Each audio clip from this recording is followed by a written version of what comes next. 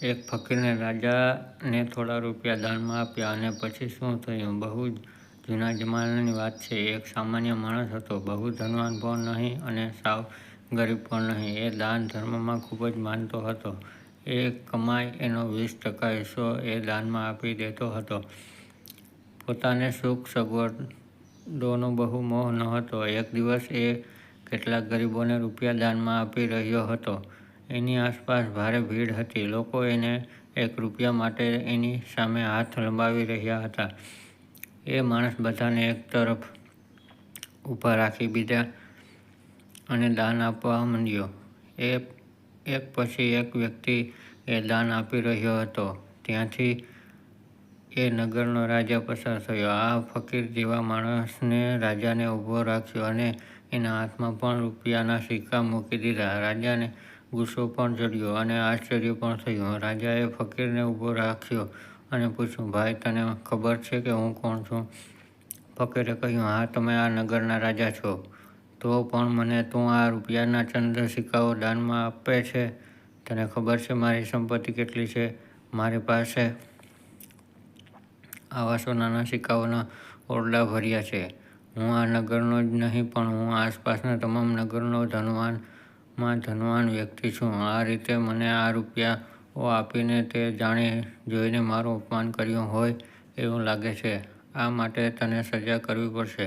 ફકીર જેવો માણસ બોલ્યો, આપની વાત સાચી છે. મેં જાણી જોઈને જ આ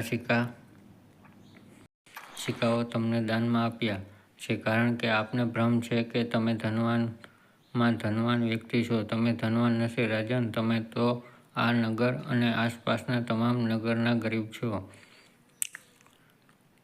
રાજા ગુસ્સે ભરાયો અને ગુસ્સાથી, ફકીર, તું આજ ચાલ મારી સાથે, તને હું મારા રૂપિયા બતાવું. ફકીર હસ્યો. રાજા, તમારી પાસે રૂપિયા ભલે હોય પણ તમે એમાંથી 1 પણ રૂપિયો કદી કોઈ દાનમાં આપ્યો નથી. તમારી પાસે ભલે તમે ગમે તેટલું ધન હોય પણ તમે હજુ ગુપ્ત થયા નથી, એટલે તમે ગરીબ જ કહેવાય. તમારી સંપત્તિ ગમે કેટલી હોય પણ તમને હજુ લોભ અને લાલચ છે, માટે તમે ગરીબ છો.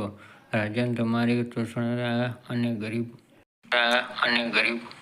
તમને ગરીબ કરી મૂક્યા છે. જે માણસનું ધન દાન ધર્મમાં નથી વપરાતું અને જે માણસને અતિશય ધન હોવા છતાં પણ તે બીજાને દાન નથી આપતો એ ગરીબ છે, માટે મેં તમને પણ દાન આપ્યું.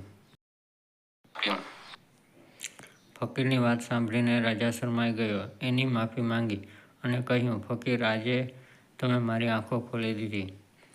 આજથી હું સંકલ્પ કરું છું કે ધનની લાલચ છોડી દઈશ અને દાન ધર્મમાં રૂપિયા વાપરીશ. ફકીર બોલ્યો, તો હવે તમે ખરા ધનવાન. દુનિયામાં લાખો કરોડો ગરીબ છે પણ આપણને દેખાતા નથી, કારણ કે આપણે ઈચ્છતા જ નથી.